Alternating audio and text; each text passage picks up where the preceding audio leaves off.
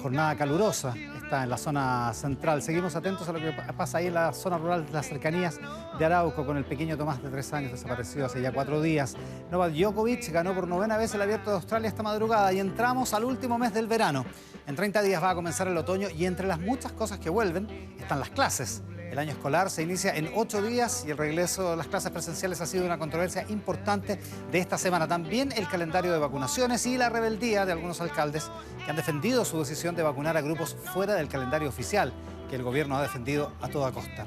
De todo eso vamos a hablar con nuestros columnistas de hoy y también con el portavoz del gobierno, Jaime Belolio, y con la presidenta del Colegio Médico, Isquia Siches, elegida por la revista Time como una de las 100 líderes mundiales del futuro. Además, nuestra sección Quiero Ser Constituyente, con 3 candidatas y un candidato. 4 valientes que se lanzaron a hacer campaña para llegar a ser uno de los 155 redactores de la nueva Constitución. Esa leyenda del jazz y del canto llamada Nina Simone hubiera cumplido hoy 88 años, nació un día como hoy de 1933, murió en el año 2003. Por eso la recordamos en el inicio del programa con estas 2 canciones del musical Hair que ella grabó con gran éxito como un solo single en 1968. Con Ain't Got No y I Got Life y Nina Simone comenzamos esta edición de Mesa Central. Bienvenidos.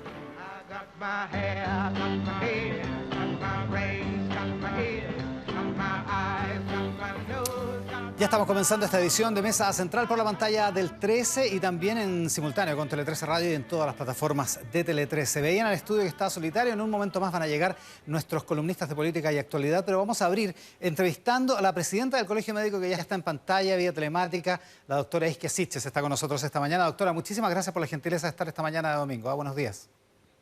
Hola, muy buenos días, ¿cómo están? Muy bien. Oiga, la nombrado el Time como uno de los personajes a tener en cuenta para el futuro, uno de los líderes mundiales del futuro. Una cuestión que resulta bien halagadora, por cierto, y bien relevante en un sentido, ¿no? ¿Qué encuentra usted? Bueno, sin duda me siento muy honrada como persona, pero también lo entiendo como fruto del trabajo que hemos desarrollado con el Colegio Médico, con las sociedades científicas y además con todos los trabajadores de la salud en este gran desafío que ha sido la pandemia, pero también, como dice la revista Time, son liderazgos del futuro, así que tenemos que seguir trabajando incansablemente para que esos liderazgos se consoliden y vemos también una gran oportunidad y un envión de energía en esto que ha sido tan desgastante como la pandemia, claro, para los desafíos sanitarios que tiene nuestro país. Me encantaría consolidar ese liderazgo en miras a un nuevo sistema de salud en Chile. La pregunta es cuán lejos está ese futuro, pero dejemos eso por un momento. Michelle Bachelet, ni más ni menos, escribe la reseña donde la presenta al público lector de la revista Time, así lo hacen un montón de celebridades respecto de los otros 99 elegidos. ¿Usted sabía que Michelle Bachelet iba a escribir eso? ¿Ella se comunicó con usted antes de eso? No tenía la menor idea y agradezco a la alta comisionada, que me imagino mantiene una agenda muy ocupada, que se haya hecho el espacio para participar en esto, también reconociendo el trabajo que hemos hecho como colegas. Ella es miembro del Colegio Médico de Chile, así que sin duda le mando un abrazo y muchos agradecimientos por considerarnos y participar activamente en esta publicación. Ahora, no tendrá que mandárselos por la tele. ¿Usted tiene alguna relación con ella o no? ¿Habla a menudo con ella o no? No tengo una relación tan directa, pero sí me di el tiempo de poder escribirle y poder agradecerle por hacer esta semblanza en este medio tan relevante. Ya, lo que pasa es que ella pone en el texto que hay muchos millones de votantes chilenos que comparten el sueño suyo de tener un sistema de salud moderno en nuestro país. Y es bien curiosa la frase porque habla de votantes, no habla de ciudadanos, y además porque dice que usted llegó para quedarse, básicamente, en el texto. ¿Qué le parece esa frase? Bueno, creo que estamos en un escenario de incertidumbre. Los liderazgos hoy día son muy efímeros. Creo que tenemos que comprender eso y la consolidación del trabajo que nosotros hemos desempeñado lo vemos en 2 aristas. Primero, que no es solo personal mío, y segundo, en que es muy sanitario. Y creo que en ese sentido, ojalá los votantes a que ella hace alusión puedan también verse retratados en la próxima elección presidencial en los programas de gobierno que tengan un pilar sanitario muy potente, y nosotros vamos a estar trabajando activamente con todos los candidatos presidenciales de todos los sectores para que ojalá sus programas en materia de salud sean profundos, transformadores y realmente nos permitan dar el salto que requiere Chile y todo lo que hemos aprendido en esta pandemia. No le pregunto todavía como candidata, porque usted lo ha descartado, de hecho, como candidata presidencial, pero ¿significa eso que usted estaría disponible si es que gana un gobierno que tenga un programa con el que usted comparta, si es que gana la presidencia? ¿Usted estaría disponible para participar de ese gobierno en aras de tener una reforma de salud, por ejemplo? Hoy día lo que visualizamos es poder elaborar un programa sanitario. De hecho, vamos a empezar a trabajar muy prontamente en eso, en paralelo a la Convención Constitucional, los pilares de lo que debería ser un buen programa de salud para Chile, independiente de quién lo lidere. Y esperamos, tal como lo hicimos en las últimas elecciones presidenciales, reunirnos con todos los candidatos y candidatas presidenciales para ojalá convencerlos que esos pilares son relevantes. No veo todavía una opción de participar en algún gobierno, pero sí pretendo, y es mi aspiración inicial, completar mis 3 años a cargo de la presidencia del Colegio Médico. Creemos que es una instancia de mucho interés, pero sin duda, si es que el próximo presidente o presidenta acoge esta agenda transformadora en materia de salud, nosotros vamos a estar desde nuestro espacio colaborando para que eso ocurra. Ya, o sea, cuando usted habla en primera persona plural, está hablando de usted y el Colegio Médico, básicamente. Sí, yo lidero un equipo, el equipo es mucho más grande que yo, tenemos muchos expertos y expertas con grandes capacidades que creemos que pueden aportar al país y también lograr ir consolidando o acercando posiciones, particularmente en materia sanitaria. Dentro de la comunidad médica creo que tenemos bastantes acuerdos, independiente de los sectores o los orígenes políticos que representan nuestros médicos y médicas. Usted decía recién con cierta picardía que esta frase de Michelle Bachelet estaba hablando del futuro y yo le decía, vamos a ver cuán lejos está ese futuro. Y hay algunos, usted lo sabe, que con Michelle Bachelet como punto en común piensan que si no prende una candidatura como la de Paula Narváez, usted podría ser un estupendo reemplazo para ocupar ese espacio. ¿Qué le parece? Bueno, creo que yo ya me he dedicado a esclarecer bien tácitamente que no estoy disponible para una candidatura presidencial. No sé si debo ser más explícita de lo referido, así que creo que ojalá los distintos candidatos o las distintas coaliciones trabajen muy activamente para posicionar a sus candidatos y candidatas, más que estar buscando por lo menos otras alternativas en mí y en nuestro equipo. Nosotros hoy día tenemos una agenda sanitaria y es lo que más nos apasiona. Y creemos que es donde tenemos más expertise y donde más tenemos donde aportar. Pensar en un liderazgo nacional como una candidatura presidencial nos parece que está un poco alejado al rol que podemos cumplir con mayores también beneficios para nuestro país. Ya, o sea, si a algún dirigente se le pasó por la cabeza la idea de que se olvide nomás. Yo creo que hay que conducir esa energía en posicionar más a los candidatos de sus respectivas coaliciones. Oiga, hablemos del tema sanitario, que es su tema favorito, doctora.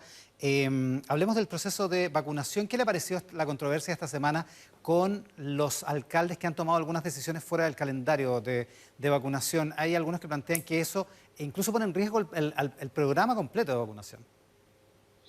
Sí, bueno, no sería tan dramática, pero sí creo que este proceso ha sido muy bueno, estamos vacunando casi más de 1 millón de personas semanales, ha sido muy importante el trabajo que se ha desarrollado, la única incertidumbre que teníamos era cuándo iban a ir llegando las partidas y un poco este calendario de priorización, nosotros lo conversamos con el gobierno en el pasado cuando se hicieron las primeras publicaciones y clarificamos que a nuestro juicio los primeros 2 grupos, después de personal de salud, a asegurar eran los de más alto riesgo, mayores de 60 y personas con enfermedades crónicas.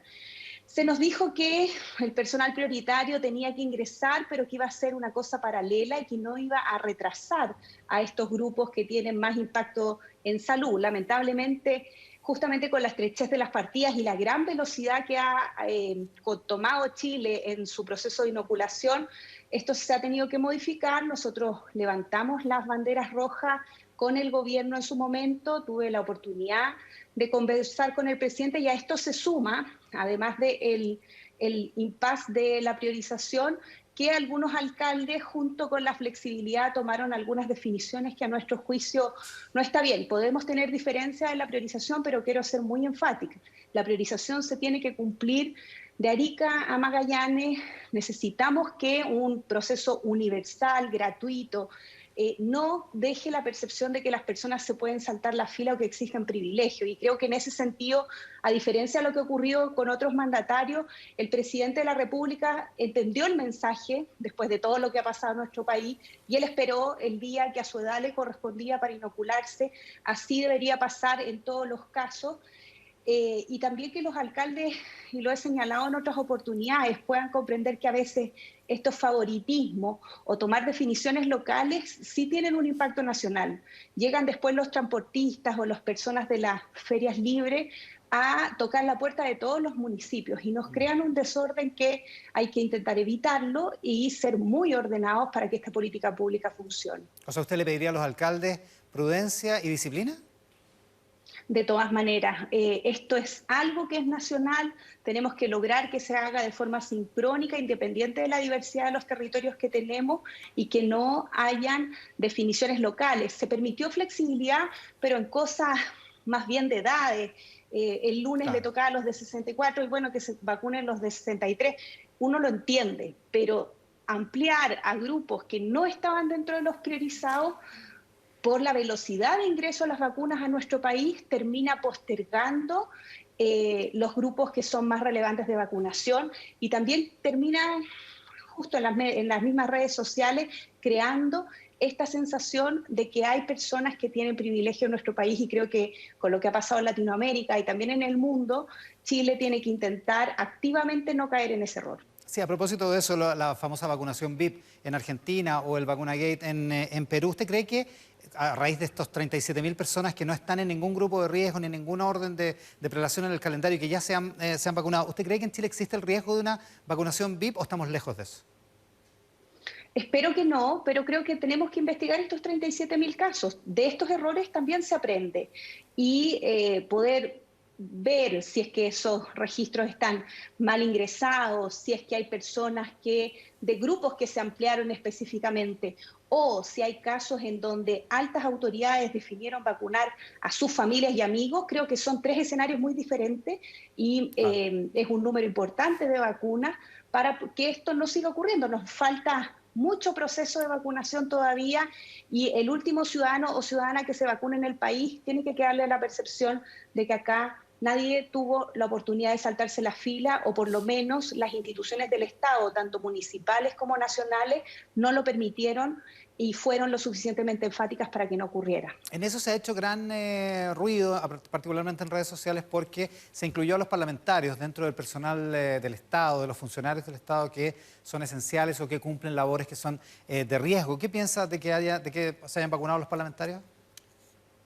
Bueno, es parte de la priorización que definió finalmente el MinSal. Nosotros hemos dicho, no nos gusta la priorización, pero hay que cumplirla. Nosotros le hemos pedido al presidente de la República reevaluarla, sobre todo porque dentro de estos dos grupos prioritarios, mayores de 60 y personas con enfermedades crónicas, no se pudo iniciar ese proceso en paralelo a los grupos críticos o personal de alta criticidad, y creo que eso los expone, tal como le ha pasado al senador Latorre, que quizá él no tenía ninguna intención y si le hubieran dicho que tenía que esperar, lo hubiera hecho. Él quedó hoy día como el parlamentario símbolo que se saltó la fila y en realidad se cumplió el protocolo ministerial. Nosotros planteamos el día viernes pasado en la mesa social que nos parecía que esto había que reevaluarlo, porque creíamos que iba a tener un alto impacto, sobre todo desde la mirada médica. Yo particularmente trabajo con personas que viven con VIH. Sabemos el impacto en la mortalidad que ha tenido en personas que se dializan.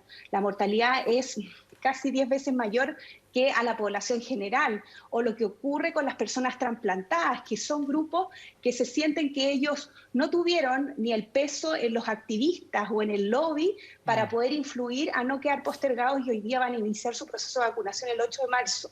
Y creo que esa es una sensación muy delicada que particularmente como comunidad médica nosotros le pedimos al presidente reevaluarlo. Él nos transmitió que como se aseguraron las vacunas para la próxima semana, esto ya no lo veía tan problemático y nos pidió un poco de paciencia, pero esto no depende ni de mí ni el colegio médico, sino que también cómo se van creando estas sensaciones de haberse quedado postergado, y creo que gran parte de las organizaciones de pacientes hoy día esperaba una respuesta diferente por parte del gobierno, y también porque hoy día cualquier parlamentario, autoridad, miembro de un ministerio, aunque esté en los grupos prioritarios, creo que va a pensar 2 o 3 veces antes de publicar su foto con su carnet de vacunación, porque sin duda va a quedar la percepción de que se está vacunando gente joven y sana antes que las personas que tienen más alto riesgo de morir. Aunque la intención de la publicación haya sido lo más noble que hay, promoviendo precisamente la vacunación. Al final, Justamente, no lo logramos,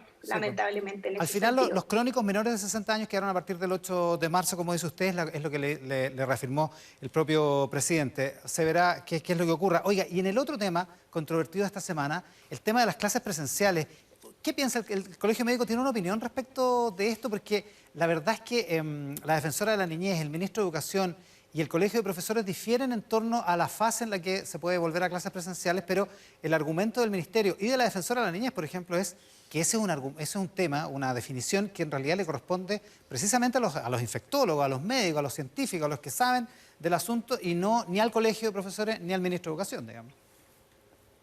Bueno, nosotros hemos sido desde abril del 2020 muy efusivos en solicitar un espacio de diálogo, porque entendemos que aquí hay evidencia, tenemos algunas experiencias internacionales, pero hay definiciones que también son políticas y que requieren algún diálogo, conversación con los actores, y también acoger los temores de los padres y apoderados, de los niños, niñas y adolescentes, y también de los profesores.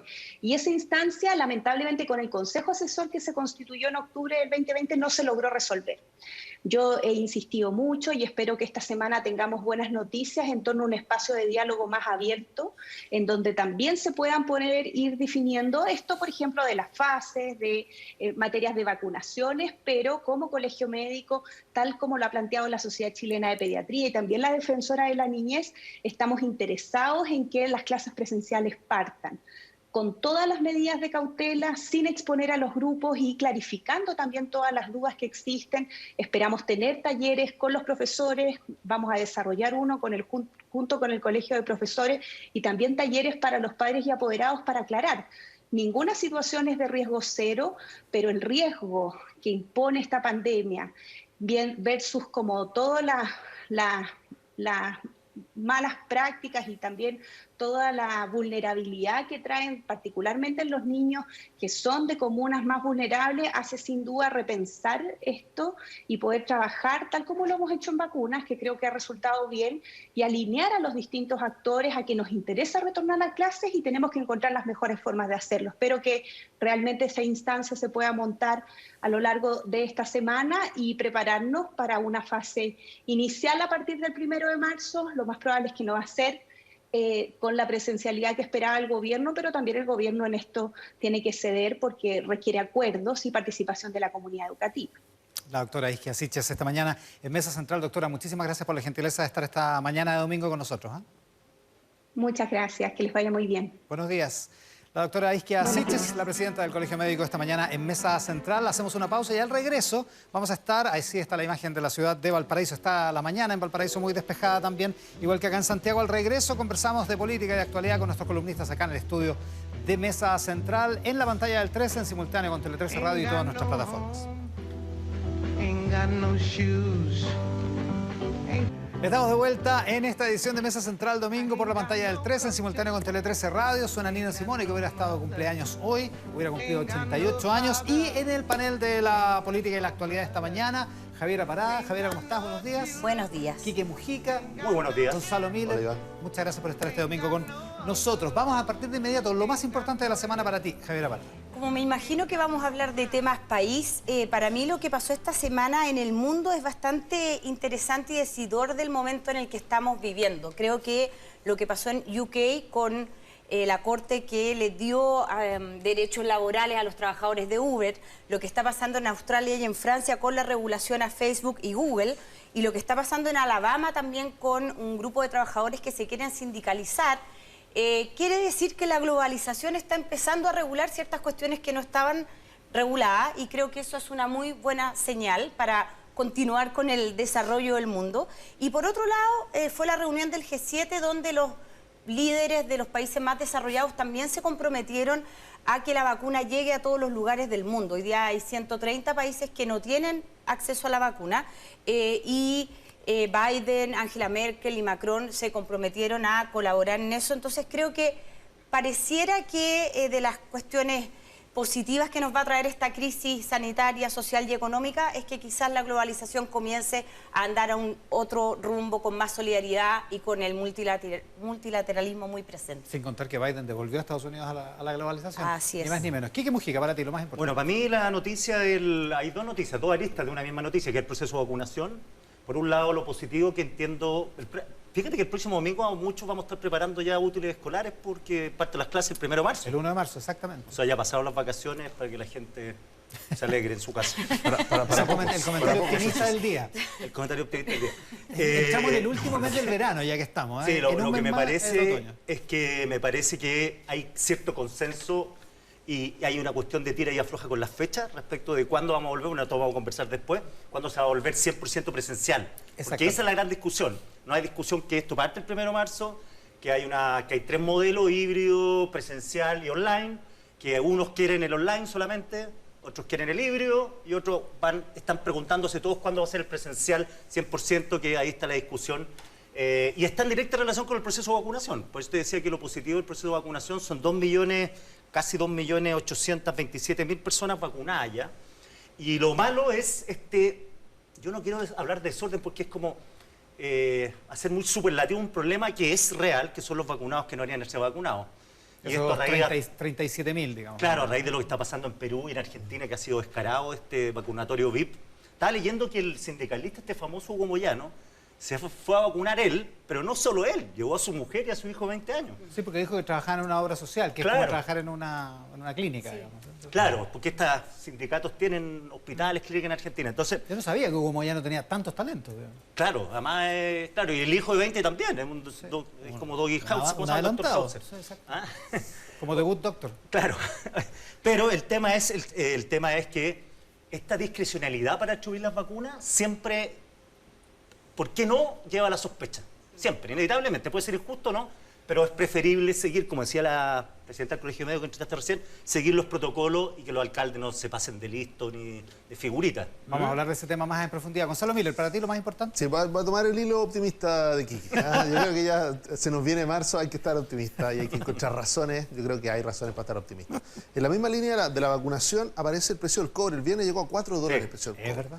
Hoy día leía en el diario, decía, hay un economista, Daza, decía que no nos extrañemos si llega a 5. A 5. Entonces uno dice, bueno, ¿qué está pasando? Bueno, ahí ya puja. Sí, hermano de la subsecretaria, ¿no? Hermano de la subsecretaria. Y este economista que está radicado en Estados Unidos hace mucho tiempo, dice, no se extrañen si llega a 5. Entonces vale la pena leer debajo de eso, ¿qué pasa? Está la vacunación en el mundo, está la reactivación, pero también el precio del cobre y el cobre mismo está anclado a dos de las tendencias más fuertes que vienen en el mundo. La electrificación de la vida, todo pasa a ser eléctrico. Desde los autos, todo lo que nos rodea pasa a ser eléctrico. Y por otro lado, la ampliación de las ciudades. Ese fenómeno sigue creciendo en el mundo y por lo tanto esas dos son los que están empujando al cobre. La recuperación de la economía a través de las vacunas y mirar eso. ¿Por qué optimismo? Porque eso significa que estábamos con una nube negra mucho rato, llevamos casi 1 año y medio con una nube negra entre el estallido social y la pandemia, y hoy día empezamos a ver cierto optimismo. Depende cómo uno lo mire. Igual tienen que volver a clase el lunes.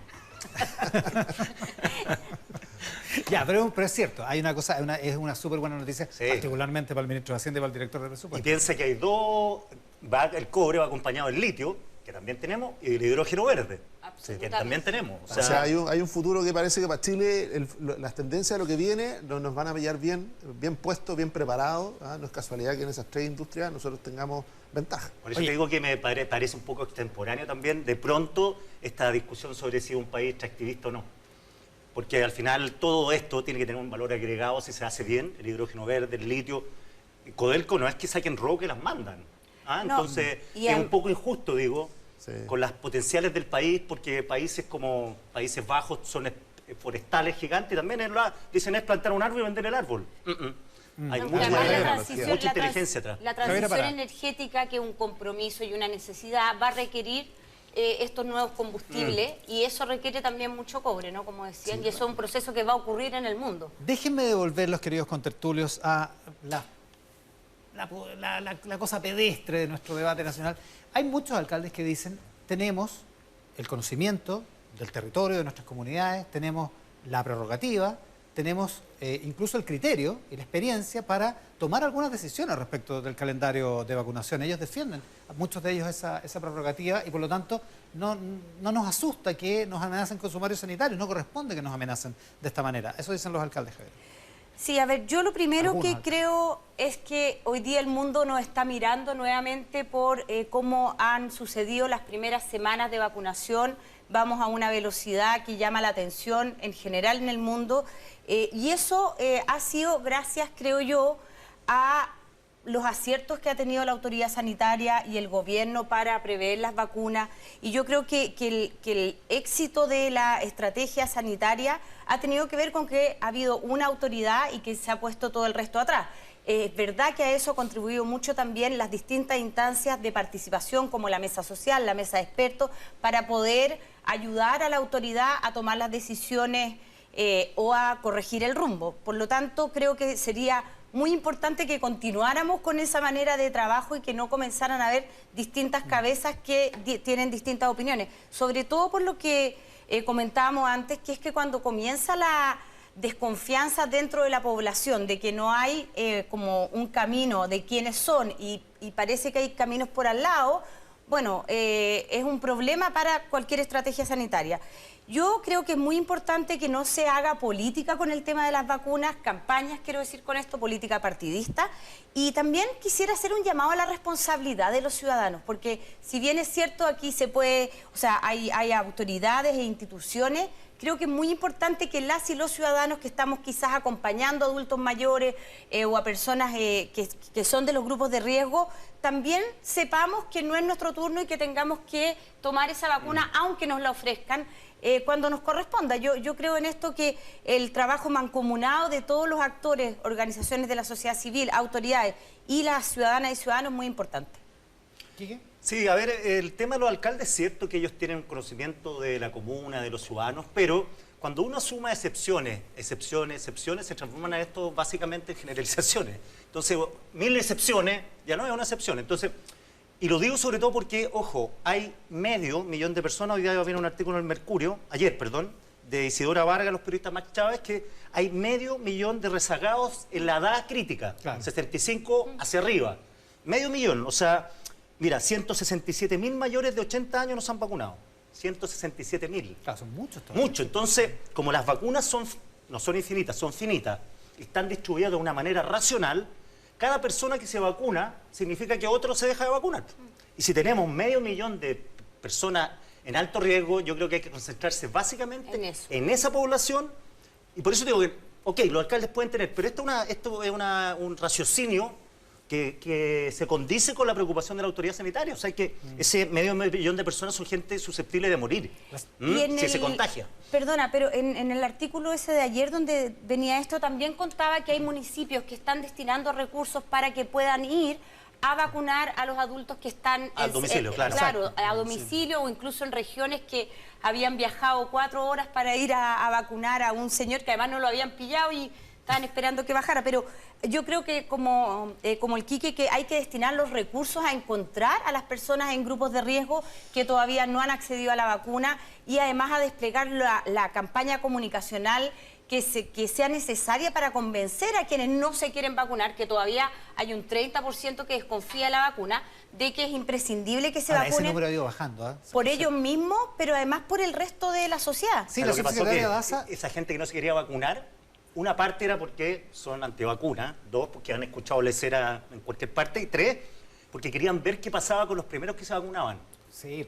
O sea, entonces le empezaban a salir pelos verdes. Sí, le salía 8 ojos, le salía cola. No querer ser el primero en esto. Y como no le salió 8 hojas, no le salió cola, decidieron... Oye, ha habido poquísimos casos de molestias en el brazo, o sea, cosas muy superficiales. La subsecretaria Daza decía el otro día en Tele 13 Radio el viernes que además en la vacunación de los mayores y de las personas de riesgo lo que hace es ampliar los márgenes de libertad para el resto de la sociedad. Claro. Por supuesto. Porque en la medida en que ellos no desarrollan enfermedades críticas, graves, el toque de queda, en fin, todas esas cosas podemos empezar a repensarlas. Gonzalo, ¿qué piensas de todo esto? No, primero, evaluar las cosas por su importancia. O sea, el proceso de vacunación ha sido extremadamente exitoso. ¿Ah? Otro motivo más para sentirnos orgullosos es cuando lo comparamos con lo que hemos visto, ¿no es cierto? Lo que pasó en Perú, donde ni siquiera esperaron que llegaran las vacunas. En los estudios clínicos se repartieron de mala manera, ¿no es cierto? Hubo autoridades que se aprovecharon en los estudios clínicos para vacunar a ellos y su familia. En Argentina otra cosa parecía. En Chile no ha ocurrido hasta ahora nada parecido a eso. Se han vacunado casi 3 millones de personas. ¿Estamos preocupados por esos 37.000? Sí, yo creo que vale la pena. Pero la vida también hay que tomarla de la manera que es. La vida no es una planilla Excel. ¿Ah? Y muchas veces me tocó ver en vacunatorios, ¿no es cierto?, conocer casos de que iba la señora que le correspondía o el señor que le correspondía por edad, con 87, 90 años, iba acompañado de la persona que lo cuida. ¿Y qué hacía? Bueno, si estamos vacunando a la persona para bajar el riesgo, claro, obviamente que hay que vacunar a quien lo cuida. Sí, entonces, sentido. a eso se refiere, y yo creo que en esos 37 vale la pena hacer verdad, despejar cualquier duda, ¿no es cierto?, de que haya alguien que se haya saltado la fila, pero también hay que reconocer de que hay muchos casos donde el criterio, y yo eso entendí de los alcaldes están ahí en los vacunatorios, van viendo, dice, oye, vacunamos a esta señora que llegó con su cuidador, porque el cuidador no está en los criterios de selección. Y alguien tiene que decirle, sí. Ahora, da la impresión de que el gobierno estaba viendo otro tipo de flexibilidades, un poco más flexible. Una discrecionalidad más o menos organizada. Exacto. Por eso es ese que el problema, hay que buscar dentro de esos 37.000, pero tampoco transformemos ese número en un número que nos impida, primero, ver el éxito del proceso de vacunación y segundo, de transformar a aquellos que se produce una casa, ¿no es cierto? Mira, si alguien tiene, no sé, yo tengo 49 años, los que tenemos 49 nos vamos a andar preguntando, ¿estás vacunado o no estás vacunado? ¿Por qué estás vacunado? Yo creo que en ese sentido hay que, de nuevo, ver los casos. Pueden haber casos, sin duda que pueden haber casos, donde el otro día escuchaba un alcalde, El 1%. escuchaba un alcalde en Puerto Montt que le había ofrecido a un equipo de básquetbol, ¿no es cierto?, que era muy importante, le ofreció, oye, ¿quieren vacuna? Yo tengo vacuna. Eso claramente constituye falta en este espíritu, pero... Y la elección de alcalde también contagia un poco la... Por eso yo creo que la mesa social, donde están los alcaldes representados, la academia, el colegio médico, el Ministerio de Salud, es un buen lugar para dar estándares generales, porque efectivamente la discrecionalidad puede llegar a unos grados como el equipo de básquetbol, que no es la idea. Entonces, yo confiaría en los órganos colectivos que se han creado para esta pandemia. Y los alcaldes, que han adquirido enorme protagonismo desde el 18 de octubre en adelante, del 2019 en adelante, también en algunos casos están en contra de la posición del gobierno respecto en el tema de las clases presenciales. Y apenas salió esta idea de las clases presenciales, salieron a decir, en mi comuna no vuelven. Hay varios alcaldes que se han manifestado en esa línea también. Quieren volver después de la elección. Sí. Eso es lo que uno escucha en los ¿Quieren alcaldes. volver el 15 de abril? El 12 de abril, no hay problema. Nada antes de las elecciones, y yo creo que eso... Primero, tiene que ver más con una connotación más política. Volver presencial, ¿ah? No, es lo que estamos conversando, Sí, volver claro, presencial. No hay que confundir a las personas 1 de marzo entre las clases todos. Volver Sí. online, yo creo que no hay discusión, que tienen que volver a clase. Pero hay dos datos que yo escuché esta semana. Uno me lo contó Macarena Bravo, que trabajaba en el Ministerio de Educación, me dice, la deserción en el 2020, porque estamos preocupados si las clases online fueron igual de buenas que las clases presenciales, pero la deserción en 2020 aumentó en 80.000 jóvenes. Exacto. 80.000 jóvenes salieron del colegio. No, si ya no se conectaron a nada, Claro. salieron del colegio. Recuperar a un joven que se salió es durísimo, es muy difícil. Entonces, uno esperaría, en el mismo espíritu, de si la vacunación al final nos va a reflejar algo muy... ¿Hay diferencia? Sí, pero está trabajando alcaldes de todos los colores, los trabajadores de la salud, el gobierno, todos detrás de y estamos todos orgullosos de lo que estamos logrando. Yo creo que si eso mismo lo aplicamos para volver a clase, nos va a ir bien. Vamos Ahora, a ver, eso sí, qué es lo que pasa con los autogoles que se mete el gobierno en medio de todas estas controversias. ¿Conversémoslo a la vuelta? Dale. Vamos a la pausa. Javier Parada, Quique Mujica, Gonzalo Miller están en esta edición de Mesa Central por la pantalla del 13, en simultáneo con Tele 13 Radio. La pausa y estamos de vuelta. Mesa Central por la pantalla del 13, en simultáneo con Tele 13 Radio, haciendo la conversación de política y de actualidad esta mañana con Gonzalo Miller, Quique Mujica y Javier Parada. Dejaba planteado el tema de los autogoles por la famosa frase del ministro Lucas Palacio en Tele 13 Radio esta semana. Estábamos con el Quique ahí preguntándole sobre los casinos. ¿Viste que volvieron los casinos al final, como dijo el ministro? Lo que pasa es que eso pasó colado porque dijo también que los profesores parecían que estaban buscando excusas para no trabajar y que era un caso único en el mundo, una frase que trae controversia hasta este momento, hasta el día de hoy.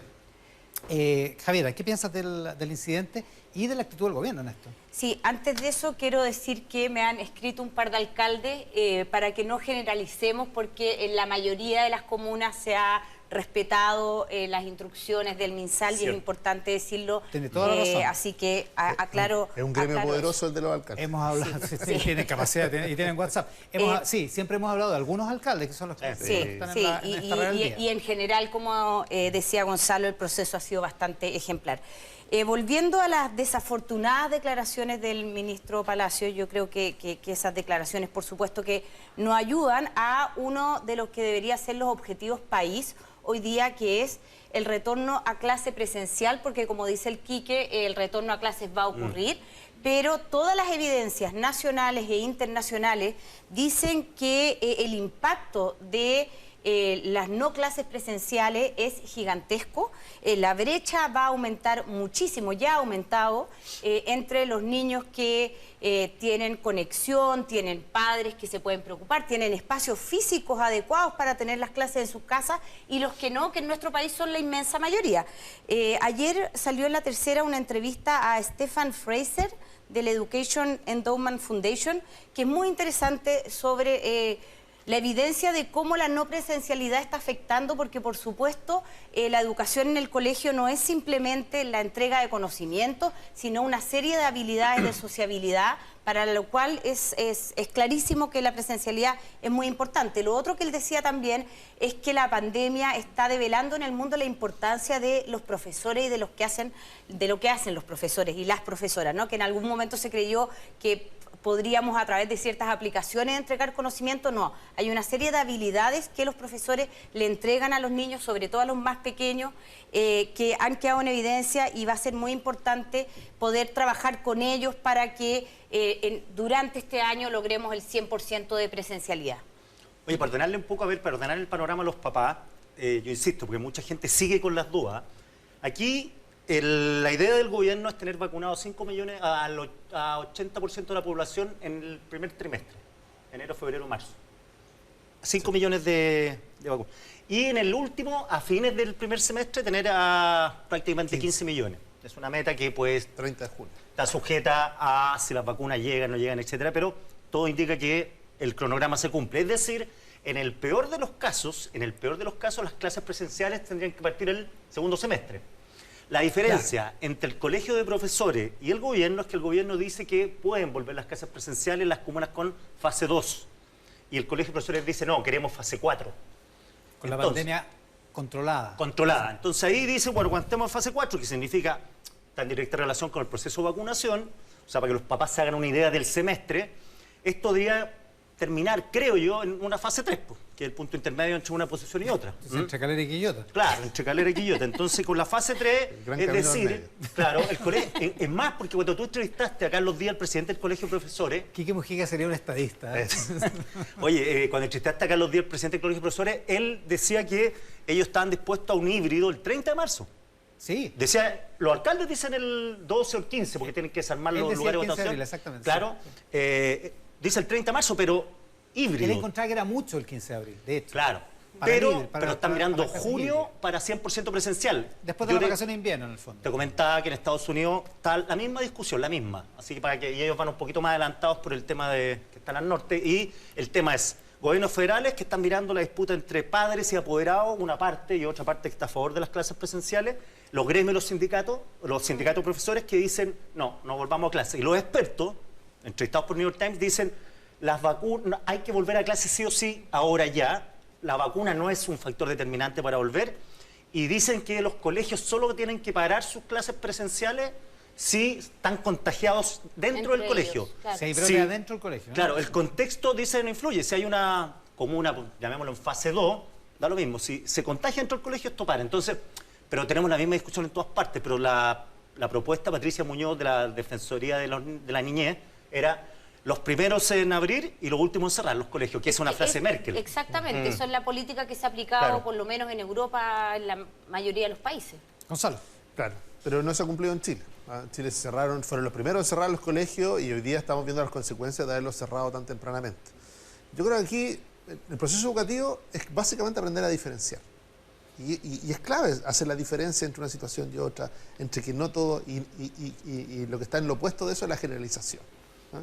¿Por qué digo esto? Porque hay 3 palabras que dijo el presidente que abren la puerta a que podamos volver. Uno, que sea voluntario.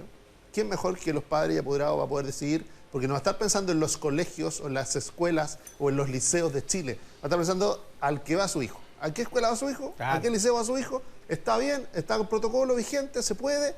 Va. Voluntario. Gradual. Ahora, no va a poder voluntario, hacerlo todo al mismo tiempo. Pero voluntario solo puede ser si es que todavía está la No posibilidad existen las híbrida. condiciones. No, voluntario solo puede ser si los colegios están abiertos. Si el colegio de profesores Bueno, no abre claro. los colegios, no hay ni una decisión que tomar el papá, por el papá. Entonces, yo creo en el derecho preferente de los padres para tomar esa decisión.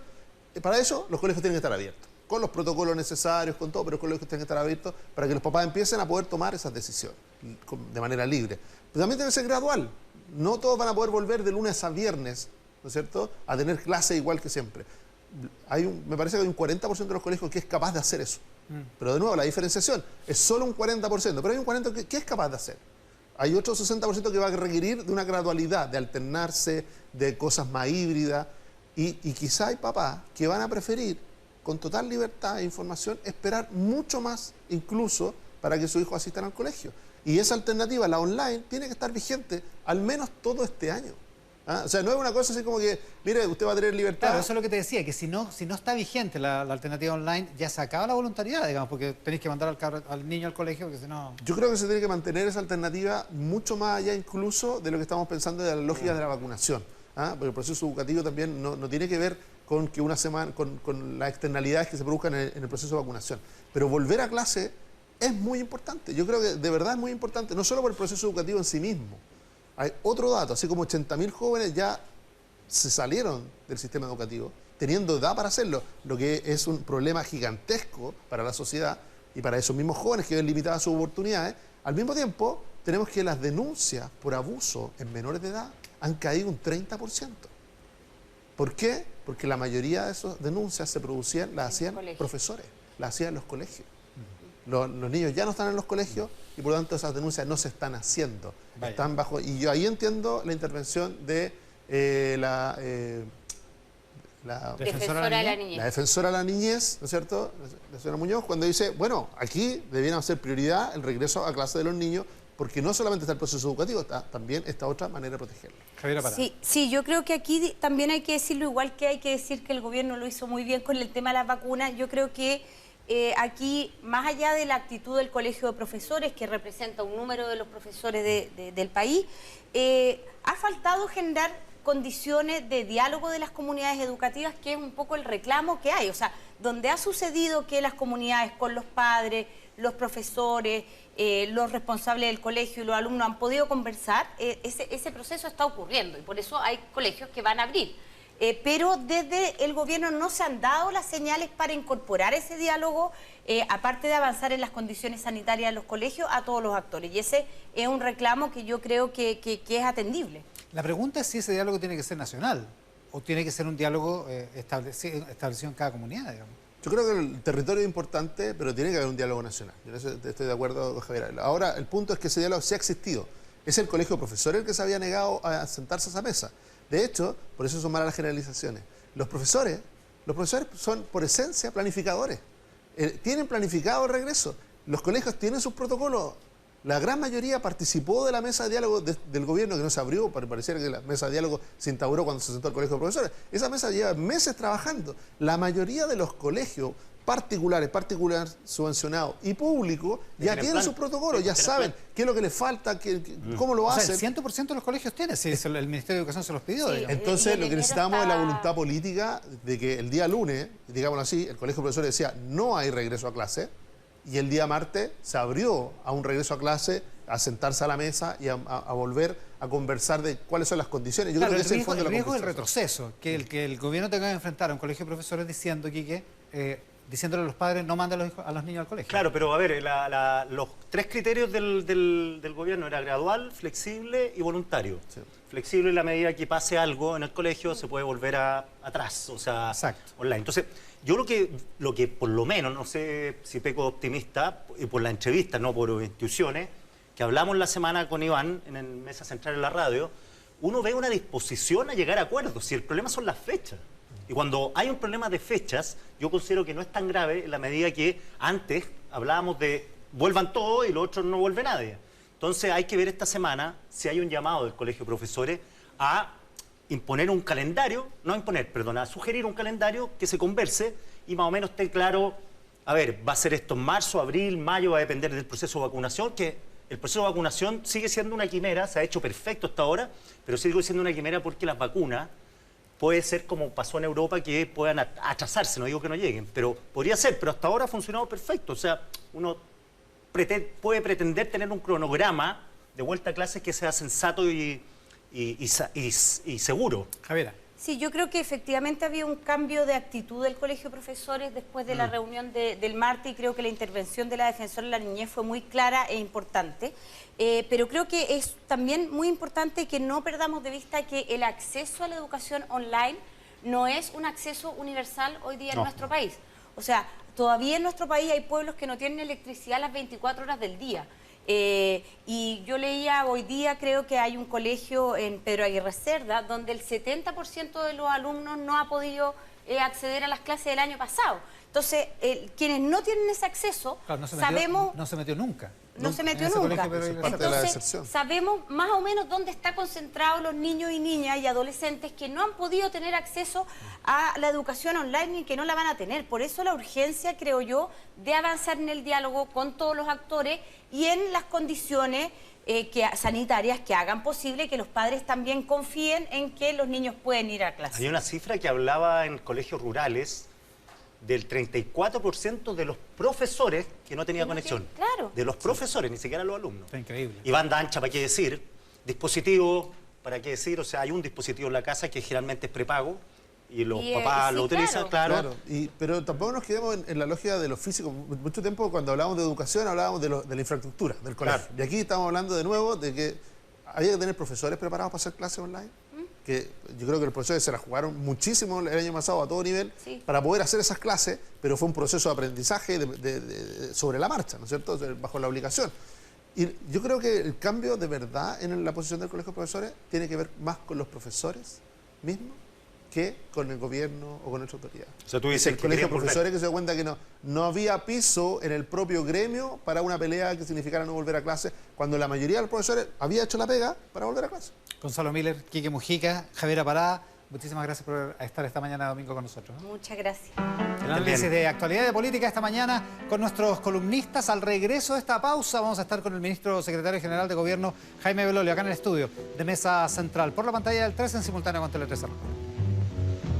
Con nuestras plataformas y lo prometido, con nosotros acá en el estudio el ministro secretario general de Gobierno, Jaime Belolio. Ministro, muchas gracias por la gentileza de estar acá. Buenos días. Buenos días, buenas tardes, ya nos pasamos justo un par de minutitos. Así toda que la sí. razón, 12:06. Oiga, hablemos de una cosa grave que pasó en el sur de nuestro país, lo de Riñihue, donde terminó una joven de 25 años muerta en un incidente con guardias de un condominio.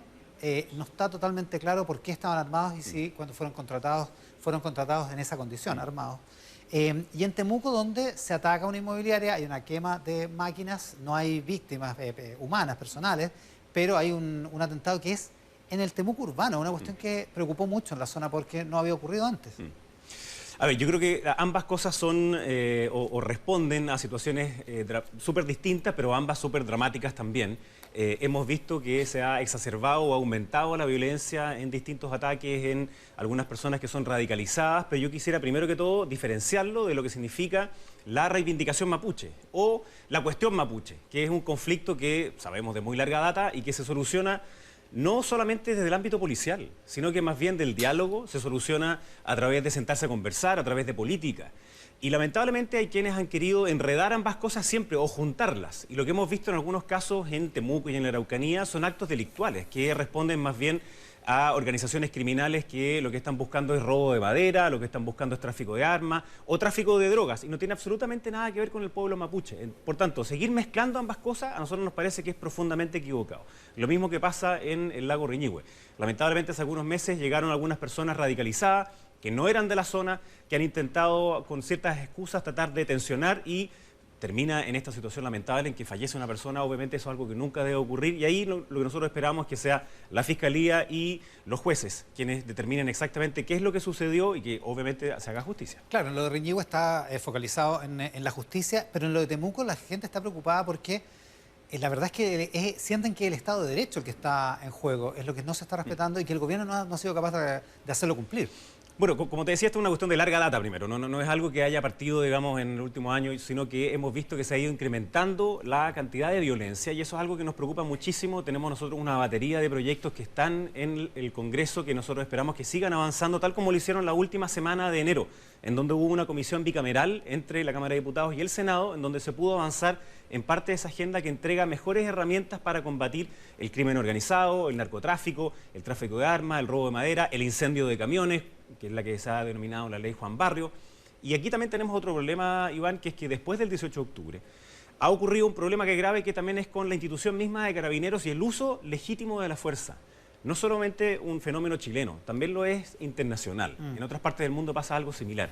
Y lamentablemente vemos que hay figuras políticas del Congreso que le prestan ropa a aquellos que creen que la violencia es el camino para resolver los conflictos de la sociedad. Ahí vimos a la presidenta de RD diciendo que cómo quieren que no lo quemen todo. Claro, y después dice que es una metáfora, pero cuando el gobierno hace metáfora, ellos no hacen pedazos. En cambio, cuando ellos hacen metáfora, entonces hay que tomarlo de la mejor versión posible.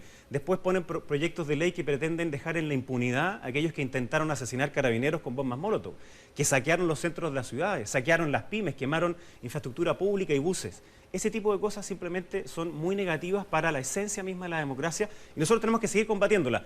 En la Araucanía, en Santiago, en donde sea, en cualquier parte. A propósito de Carabineros, ¿qué información tiene el gobierno de lo que ocurrió el viernes en Plaza Italia? Otra vez hubo desórdenes graves, hubo enfrentamiento muy grave entre manifestantes y Carabineros y una persona, una mujer con daño ocular. Los testigos dicen que fue un proyectil de Carabineros y Carabineros dice que fue una piedra. ¿Qué información tiene usted? No, yo no tengo más información que esto, que lo que tú acabas de comentar. Lamentablemente se está haciendo una especie como de ritual de que lleguen un grupo de personas a... Yo no diría que es una protesta porque no hay ninguna causa. Lo que está ocurriendo, lamentablemente, los viernes en Plaza Italia y en sus alrededores es más bien delincuencia. O sea, causa tienen. Ellos reclaman por la liberación de los presos del estallido. Sí, claro, pero la causa de la impunidad frente a los delitos en tribunales independientes y fiscales es una cuestión absolutamente antidemocrática. Y eso... Porque digámoslo como tal, en Chile no existen presos políticos. Lo que hay son personas que están presas por los delitos que cometieron, fueron los fiscales quienes los investigaron y después fueron la justicia y los jueces quienes determinaron que esas personas tienen que estar privadas de libertad. Ese debate se dio además con fake news. Recordemos que hubo parlamentarios que decían que habían 800 personas que estaban en prisión preventiva sin un juicio y tuvo que salir la vocera de la Corte Suprema a decirle que eran 26. Y de esos 26, una buena parte tenía antecedentes previos. Entonces, aquí hay que hacer esa distinción de nuevo.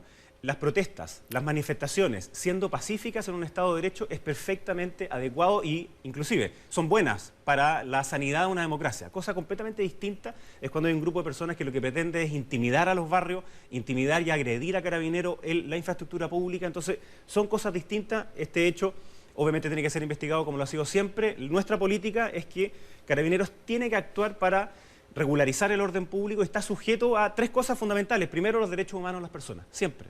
Segundo, a la ley. Y tercero, a los reglamentos del uso de fuerza que nosotros ya hemos actualizado en 2 ocasiones. Y se está respondiendo distinto. Las fuerzas especiales, de hecho, ya no se llaman así, sino que es control de orden público. Sí. Y no es solamente un cambio semántico, sino que también hay una forma distinta en la cual se están acercando a las manifestaciones de este tipo, en donde sabemos que hay algunos que están como tratando de calentar motores en marzo para tratar de boicotear el proceso constituyente. No hay ninguna duda de eso. Son los mismos que no quisieron acuerdo el 15 de noviembre del 2019, que votaron en contra después del plebiscito, o que estuvieron en contra de ello, que no quieren una salida institucional y democrática, pero nosotros sí la queremos y vamos a custodiarlo hasta el final. La gente del barrio que vive y trabaja en el barrio de la Plaza Baqueano, en Bellavista, en fin, y más al sur, ¿se tiene que resignar nomás? Porque esto pasa todos los viernes y hay otros días de la semana en que también ocurre. No, nosotros no nos vamos a resignar a que esa violencia quede impune y vamos a seguir haciendo la estrategia que ha seguido haciendo Carabineros, pero por supuesto en esto necesitamos no solamente una fórmula policial de Carabineros en torno a la plaza, sino que también que no haya nadie de los políticos, de las autoridades, que diga que eso está bien. Y lamentablemente vemos que hay un doble discurso en eso. Hay quienes son muy ambiguos frente a la violencia, otros son silentes frente a ella y otros simplemente la promueven o la justifican. Eso hace mal porque al final esas personas sienten que tienen respaldo político y que después va a venir una ley que los va a dejar impunes, que es lo que trató de hacer el Partido Comunista con una parte del Frente Amplio y lamentablemente algunos otros parlamentarios. Claro, cuando se empezaron a dar cuenta que eso era muy negativo en la opinión pública, echaron un poquito marcha atrás.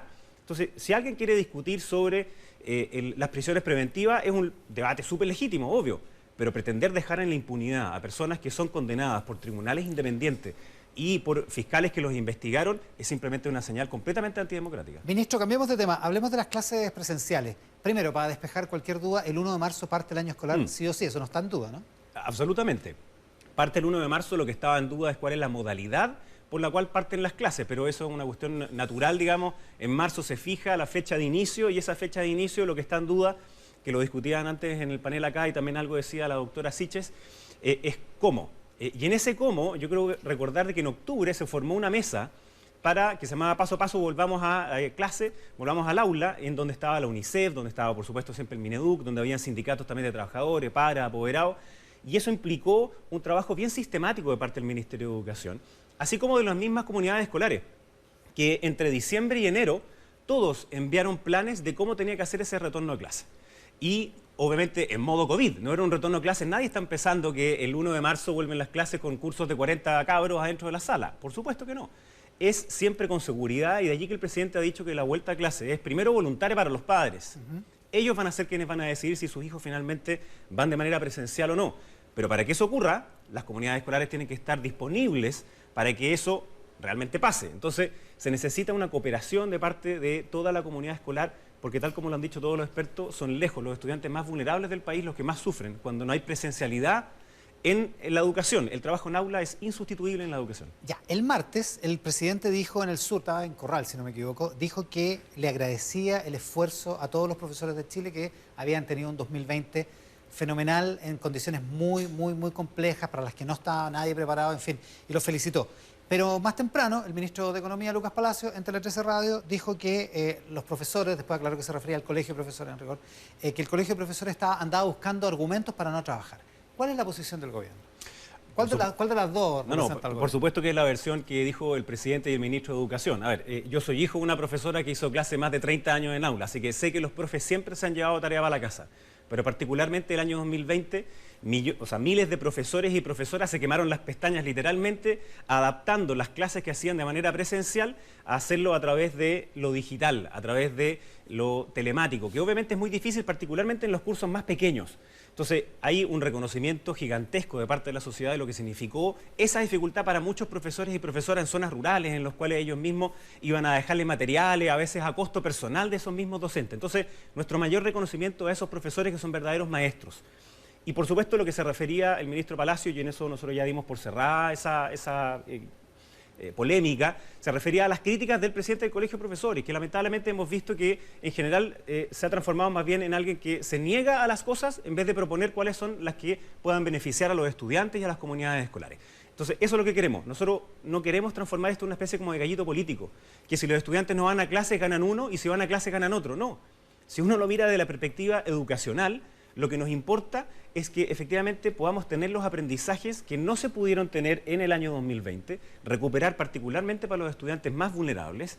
Y la pregunta es, ¿cuándo podemos volver de manera presencial ya más definitiva, más regularizada?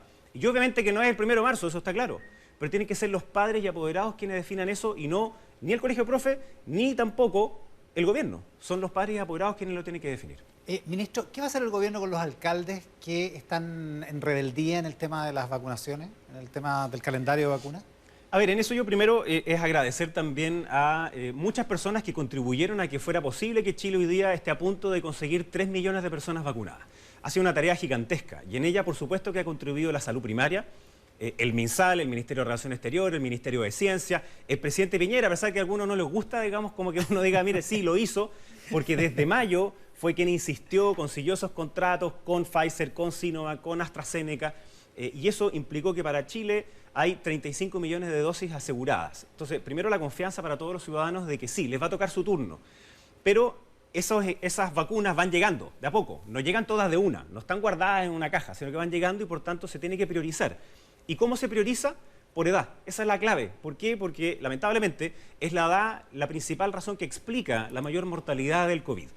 Y de ahí nosotros tenemos el CABEI, que es este Consejo Asesor de Vacunaciones, que es bastante permanente, más el Consejo Asesor de COVID. Y tenían discrepancias entre ellos. ¿Cuáles eran los grupos que tenían que ponerse primero y después? En la experiencia internacional también ocurría algo similar. Primero eran las personas de salud y luego algunos que prestan servicios críticos y también la edad. Entonces nosotros entendemos ese exceso de entusiasmo de algunos alcaldes. Yo no lo quisiera tomar de la perspectiva negativa.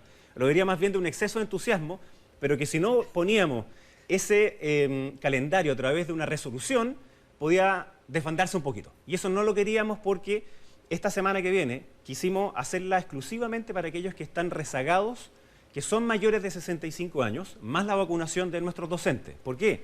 Porque nos faltan todavía algunas personas que son mayores de 60, 65, que no han sido vacunadas.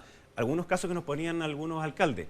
Ellos estaban tan concentrados en sus vacunatorios, en su CEFAM y en los distintos puntos que ellos abrieron, que no habían podido ir a aquellos que estaban postrados.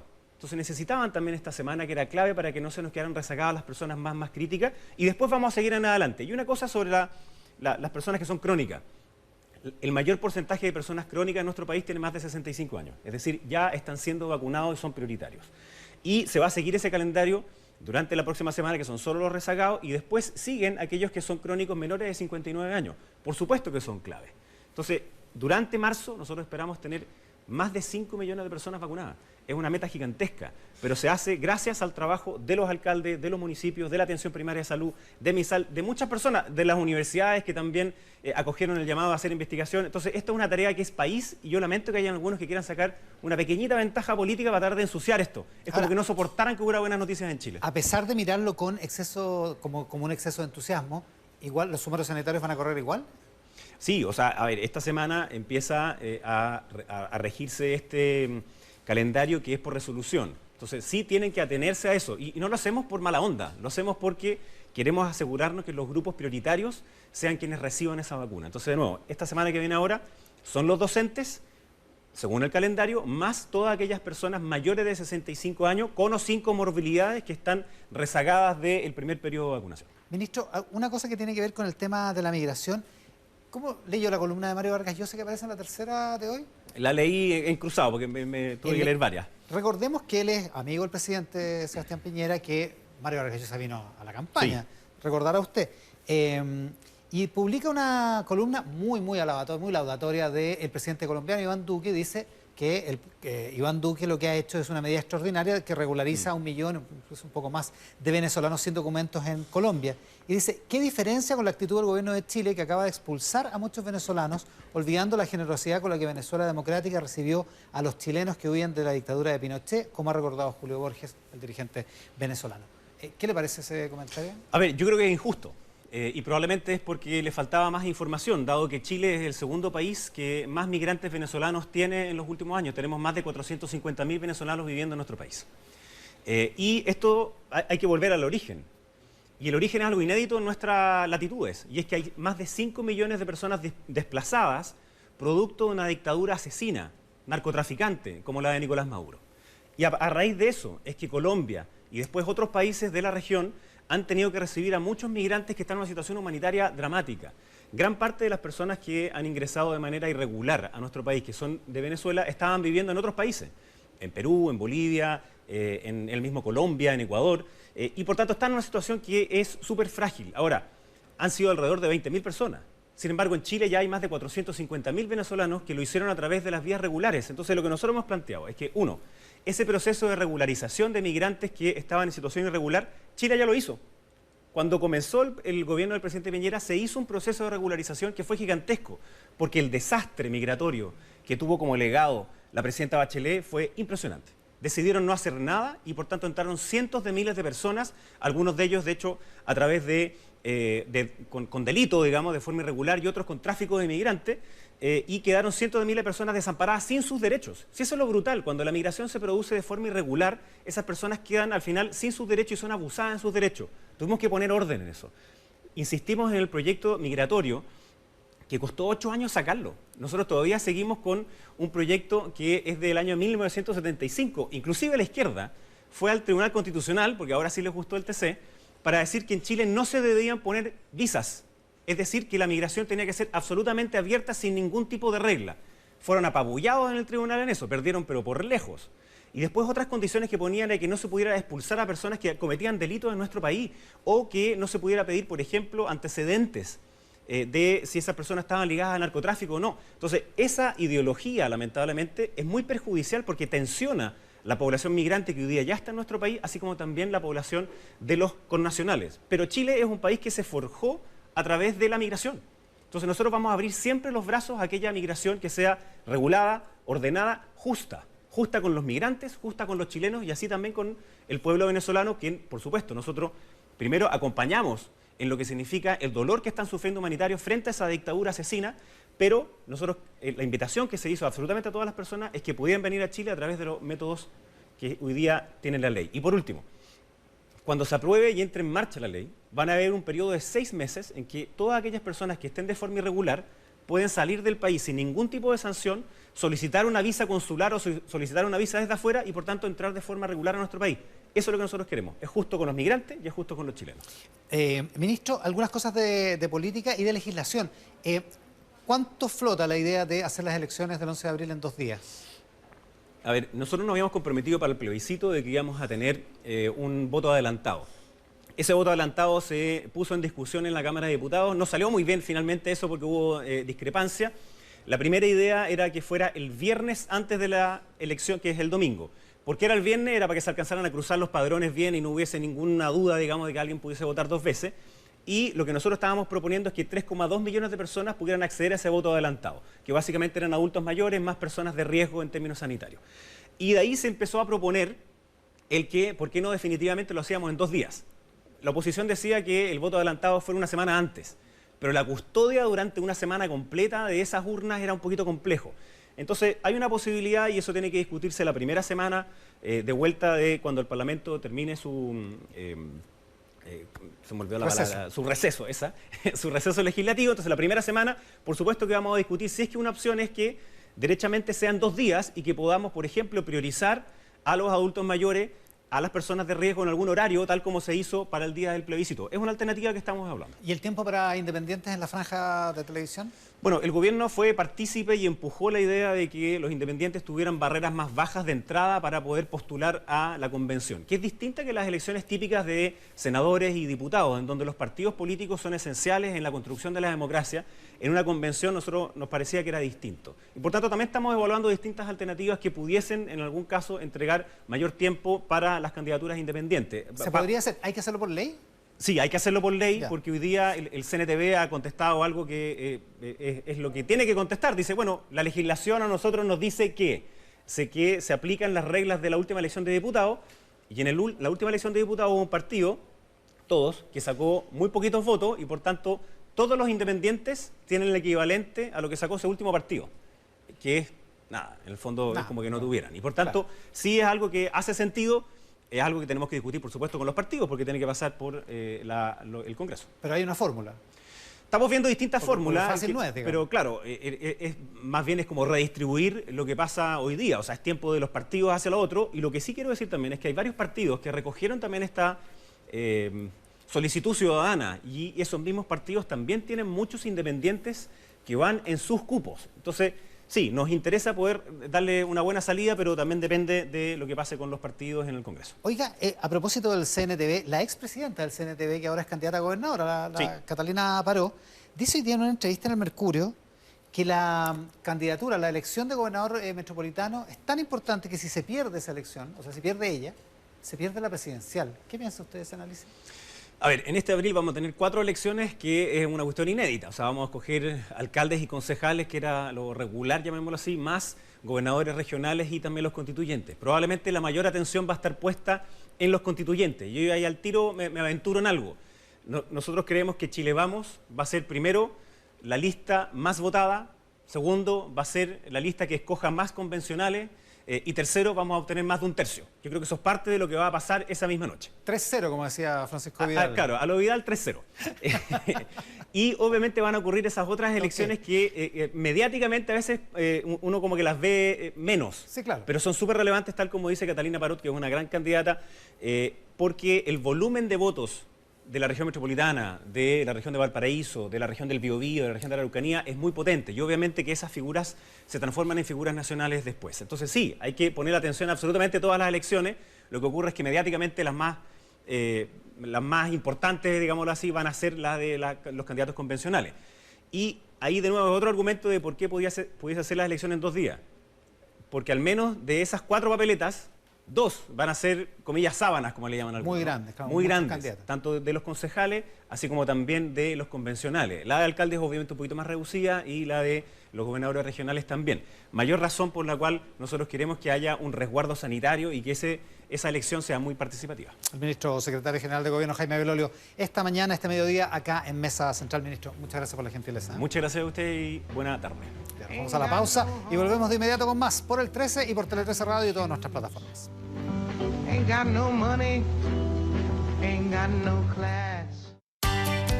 Robot Artista. This algorithm uses many examples of photos to create an entirely new picture. Actually, it doesn't really come from the artist, but it comes directly from the viewer and from its interpretation of the art. Al límite de la ficción, segunda temporada. Hoy, en Tele 13, por el 13.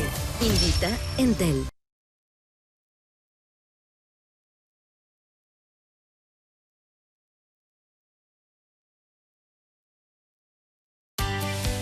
Estás viendo Mesa Central. Estamos de vuelta en Mesa Central por la pantalla del 13 en simultáneo con Tele 13 Radio y nuestra sección Quiero ser constituyente, la sección estrella de esta temporada, porque en rigor yo parto felicitándolos porque encuentro que son de una valentía estar haciendo campaña en estas condiciones además. Así que les presento, déjenme presentarlos bien porque me pusieron algunas exigencias hoy día. Pauline Cantor, periodista, exministra del Deporte. Muchas gracias, Pauline, por estar con nosotros. Muchas gracias. Francisco Reyes, actor y gestor cultural. Hola. ¿Está bien? Sí, muy bien. Paola Tapia, abogada, exministra de Transportes. Hola, Iván, saludarte y a todos los que nos están siguiendo en esta transmisión. Y Silvia Izaguirre, filósofa, investigadora del Centro de Estudios Públicos.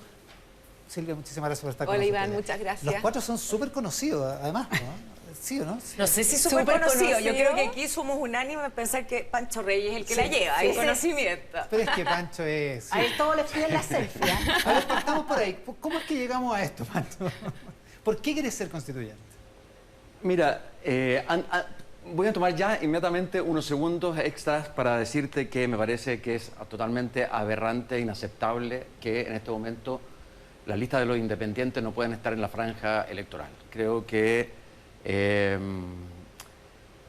este movimiento, estamos aquí conversando, ¿no es cierto?, gracias a una movilización ciudadana brutal, enorme, que comenzó hace muchos años y que tuvo ¿no es cierto?, su expresión máxima en octubre del 2019 y que ha costado muchísimo sacrificio a miles de chilenos, que ha costado la cárcel, que ha costado la mutilación y que ha costado el asesinato de muchas jóvenes y jóvenes durante todo este periodo y por lo tanto es absurdo, ¿no es cierto?, que hoy día estemos en este proceso y realmente no puedan candidaturas importantísimas como son las de los independientes, que representan muchísimo a esa gente que estuvo ahí, ¿no es cierto?, en esa manifestación, que no pueden estar. Por lo tanto, junto con un grupo de independientes por pacto que vamos a exigirle, ¿no es cierto?, a los parlamentarios que redacten y despachen una ley con suma urgencia, ¿no es cierto?, para poder permitir que el Consejo Nacional de Televisión pueda revertir la medida. Para que lo pueda hacer el ministro Belolio, que estaba ahí mismo en el bloque anterior, dijo eso mismo, ¿eh?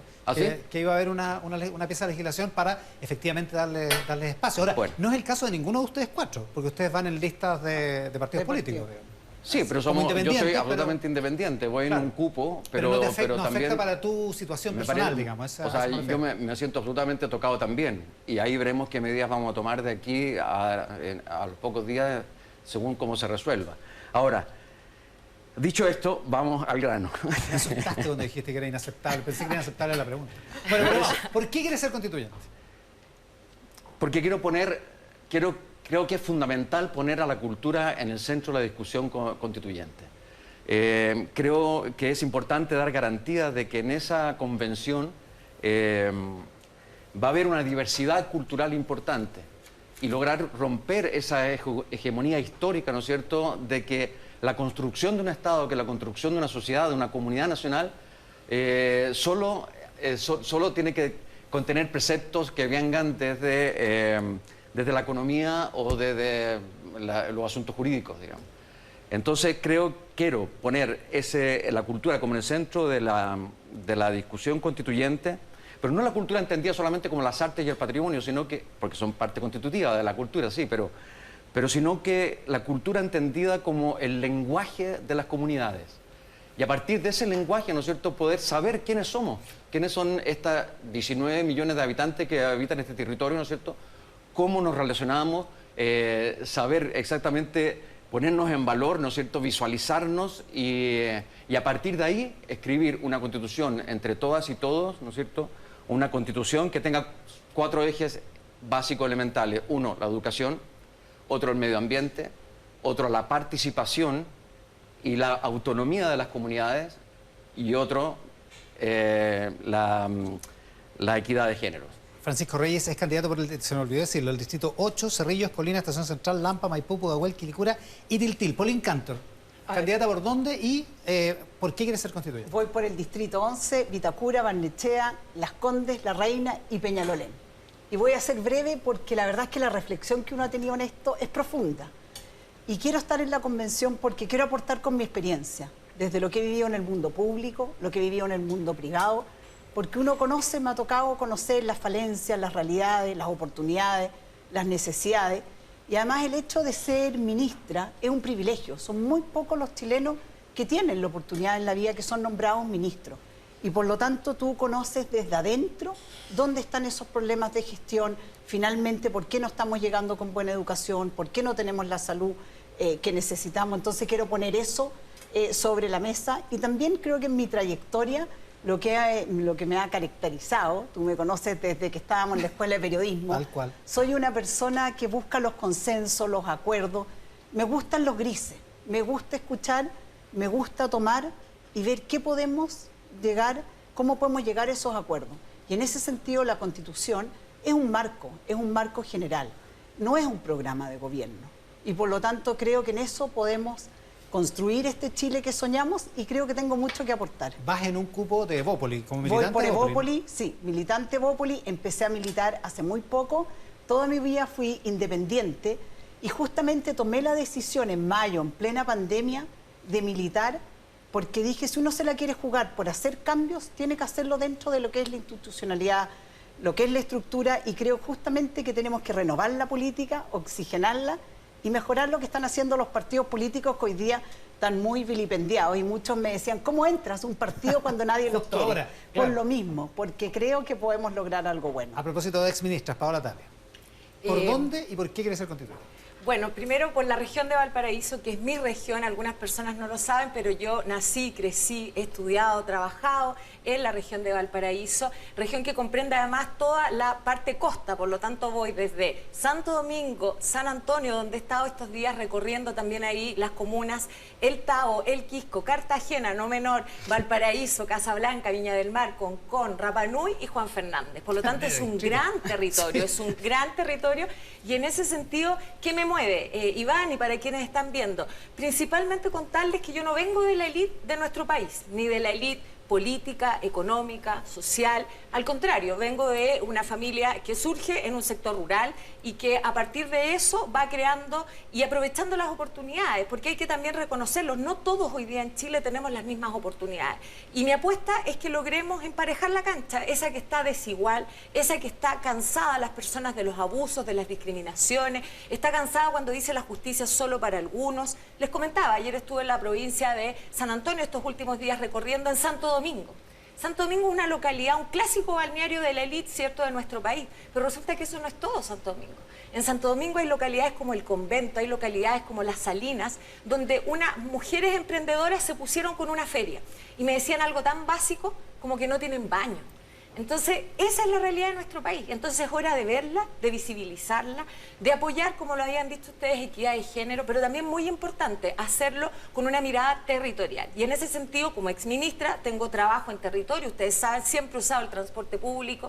Creo que es la base de una mirada distinta. Me acuerdo que lo conversamos con Así es, pues, ¿cierto? ¿Sí? Entonces, no es promesa, porque yo encuentro que acá los constituyentes no podemos prometer, a diferencia a lo mejor de un candidato a alcalde, concejal, pero sí esa mirada diferente. Lo hago también desde la academia, soy la profe de constitucional y administrativo, y por lo tanto también de ahí busco que esta constitución la escribamos todas y todos. Silvia Izaguirre, ¿por dónde y por qué quieres ser constituyente? Voy en el distrito 10, que comprende 6 comunas: Ñuñoa, Macul, La Granja, San Joaquín, Santiago y Providencia. ¿Y por qué quiero ser constituyente? Tenemos como país un tremendo desafío, que es construir esta nueva constitución y que nos represente a todos. Y cómo construimos un país más justo. Y en esa tarea creo que puedo contribuir, porque me he estado preparando en materias de educación. Yo trabajo mucho en educación, trabajo en temas de primera infancia, y también he trabajado los últimos 2 años temas constitucionales y temas de medio ambiente, especialmente en lo que tiene que ver con la conservación de la naturaleza. Creo que soy una persona que puede aportar a este diálogo, que me puedo sentar con personas que piensan distinto y dialogar y llegar a acuerdos, porque necesitamos en este país estos acuerdos que nos permitan seguir avanzando con justicia. Y considero que hay 4 temas fundamentales en la Constitución. Muchos hablan de los derechos sociales garantizados, pero si no tenemos un Estado fuerte que pueda proveer estos servicios a las personas, un Estado moderno en protegernos y velar tanto por el Estado de Derecho, pero como también entregar salud de calidad, educación de calidad, no vamos a sacar nada a tener el derecho garantizado si no tenemos el Estado y el músculo estatal para que pueda, ¿verdad?, garantizar esto. Y eso es tarea de la Constitución. Quiero una democracia, quiero profundizar la democracia, de manera que tú, Iván, yo, ustedes, podamos participar más en la toma de decisiones. ¿Y eso qué significa? Descentralizar el poder, de manera que en las localidades, en los gobiernos locales, se puedan tomar las decisiones más cercanas a la gente. El tema medioambiental es fundamental. Yo creo que el patrimonio de Chile, su mayor patrimonio es nuestra riqueza, la biodiversidad de Chile, la riqueza natural. Y eso tenemos que protegerlo no solamente para nosotros, sino que para las próximas generaciones. Y el tema, acá termino, el tema de la educación es fundamental, y la primera infancia. Tenemos que proteger a la primera infancia en la Constitución. Silvia Izaguirre, independiente en cupo RN. Yo soy independiente, apoyo a Sebastián Sichel, vengo de esa ala, de Sumamo, y estoy en un cupo de Renovación Nacional. La Paola Espada, independiente independiente en la lista del apruebo, en el cupo del Partido por la Democracia. Igual que Pancho Reyes, que también va en esa condición. Les voy a preguntar a todos por las cosas que les han pasado en la campaña y algunas cosas que es interesante preguntar, y también por las cosas que consideran indispensables en la próxima Constitución, a la que aspiran a ser parte de sus 155 redactores. Francisco Reyes, Paulín Cantor, Paola Tapia y Silvia Izaguirre quieren ser constituyentes, por eso están hoy en Mesa Central. La pausa y volvemos.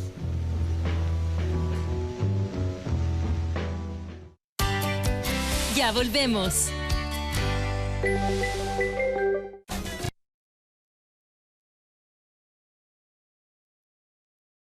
Las 3 villanas más poderosas de las teleseries mexicanas quieren conquistar la pantalla del 13. ¿En dónde estamos?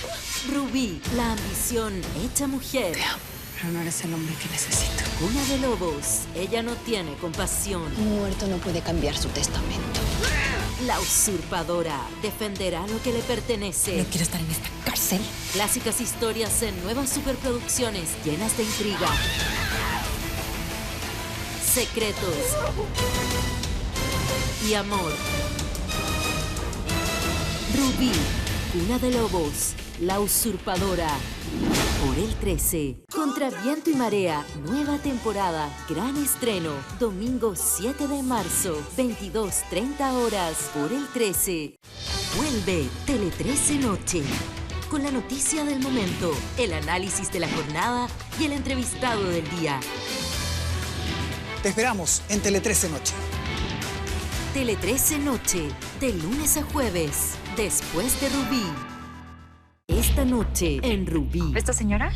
Ella es la madre de un delincuente muy conocido en mi barrio. Se llama Chuspa. Este es juego de joyas. Le encanta este jueguito de alhajas. La verdad sale a la luz.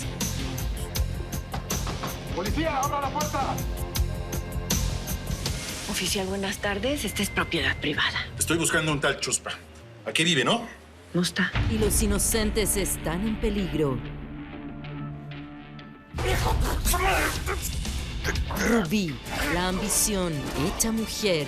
Domingo a jueves, después de Tele 13, por el 13. 1 de marzo, gran estreno, después de Tú a Tú. Quiero el divorcio. Paola quiere recuperar su libertad. Lo único que te pido es un poco de paciencia. ¡Disculpa, ya no tengo! A toda costa. Llevó mucho tiempo, señora, pero prometí que iba a dar con ellas. Dos hermanas se reencuentran en el 13. Parece que viste un fantasma. Con un plan que cambiará sus vidas. Paola Miranda de Bernal, primera dama de México. Dígame qué quiere de mí. Serán 2 semanas, hasta un día después del grito de independencia. Bienvenida de regreso, señora.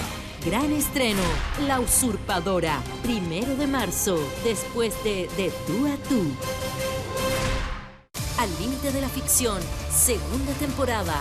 Hoy, en Tele 13, por el 13.